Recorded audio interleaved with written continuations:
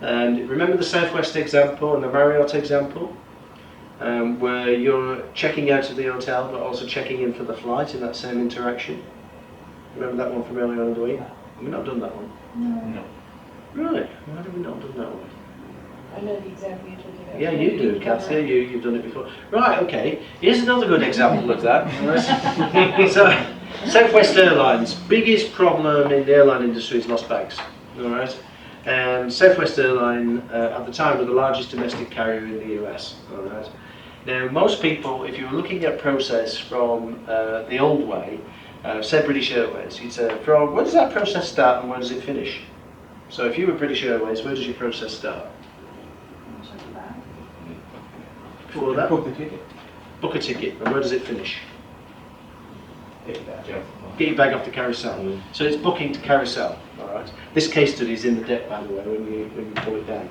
Booking to carousel, and everything within those two parameters, British Airways are trying to fix. So they're trying to have straight-through processing systems for bags and so on. But certain things about baggage handling is we're all at the airport at the same time. It's either in the morning or it's late in the afternoon, early evening, right? So it's not surprising bags get lost and mishandled and so on like that. But British Airways come up with smart systems. Qantas here in Australia, they have that automated process now, which involves more people than it did before it was automated. Was that a result? Well, it's giving more people jobs. So it might be successful from that point of view. So automation gone mad. You know, you automate a mess, what do you get? You get a faster mess. Right, that's the reality. So what Southwest said, look, the fixing that between those two parameters isn't where the truth lies. The truth lies in the customer experience, because the customer experience is the process. Agreed? Now there's part of the experience that you have when you're travelling and flying is staying away. And as some others often do, staying in a hotel. And Southwest said, wouldn't it be cool if we could check the bags in when you check out of the hotel? So here you go, your conversation is, did you have a nice stay with us? Yeah, it was okay, it was alright. Minibar was good, service was pretty good. Would you like to check in for this evening's flight? Oh yes please. Oh good, I could see you've already reserved seat 12A, that's great. Fantastic, there's your ticket, okay, for the flight. Leave your bags with us and we'll sort them out for you. Right? So this is an example of improving the service. So you're happy as a customer now because later on in the day you don't have to factor in I'm going to have to join the longest queue in the airport, which is always the fast bag drop queue. Yeah. Seriously? You know, it is, isn't it? Why do you have to do that? And why when you checked in, do you have to check in again? Yeah. How curious is that? So, what Southwest said, no, you've already got your tickets, you go straight to security. So that'll save me a bit of time, and I'm pretty pleased about that because I can spend more time doing what I want to do rather than spending it in the airport. Now, from a Southwest point of view, the whole point of it is they get the bags into the baggage handling process when it's quiet. So if you do your analysis of when we're in the airport and you've got those two humps of traffic, they're getting it in the valley. Because of that, they've negotiated to pay 30% less for baggage handling than the other airlines.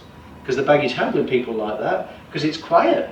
I mean, we have to hang around in case somebody is coming through, but it's quiet, therefore we'll give you some dispensation. That takes the top of our peak off, right, being the largest carrier and so on, so we'll be able to be more successful at handling bags. And the bags, of course, get put in a place where, you know, the plane isn't going to leave for 8 or 9 hours.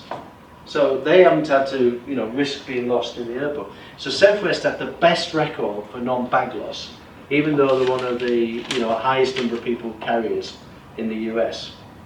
The other area that they win is when you arrive at the airport, of course, there's lots of people serving you. Well, the average number on a domestic flight in the US is 6 people. Southwest Airlines only need 2. Because you've already checked in. You've already done all that. So they have a cost saving in baggage handling, a cost saving in the real estate in the airport, an improvement in service from the customer's point of view, and ultimately generates more revenue because you think, I'm staying at Marriott, fly Southwest, I'm flying Southwest, stay at the Marriott. Right? So that's an example of where Southwest didn't want to get into hotels, right, and do check-in, check-out and all that sort of stuff, and Marriott didn't want to get into flying aeroplanes. But they partnered around that one moment of truth.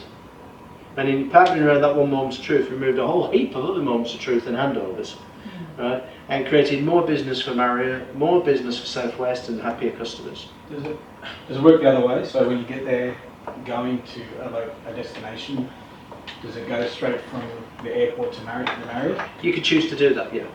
And again, certain categories of customer will do that. Other categories of customer, want to actually physically get the bag and stuff like that. But again, that's a different category. It's a different need, right? So, for instance, business customers all the time would do that. Yeah. Because you're traveling a lot, but so somebody might think, oh, I'm going to a colder place, therefore my anorak's in my bag, so I want to get my bag and get my anorak out, and that sort of thing. So it's horses for courses. Is it only with certain hotels that they do it with, or is it across the board? Certain hotels at the moment, and there are certain carriers doing that. So like Don mentioned, Overlow. The sort of thing that they're doing partnerships like that as well, because they understand the customer experience. It's not just when you arrive and when you leave. It starts when the need is created, and it isn't over until the need is satisfied. Right. Does that help answer that question about partnering or ownership? And it doesn't mean you have to get into somebody else's industry, but you need to partner around those things. Okay. What I'll do is I'll include in your deck. The reason I thought I'd done it is because I did it in a presentation last week at the Customer Experience Conference, and we actually played the case studies. We played the Southwest case study, we played the Amazon case study, and we did the Virgin case study, and so it was in that narrative. So I'll put those in your material. They won't be on the USB sticks because they're already crafted now, but that'll be one of the additions we put on. Okay.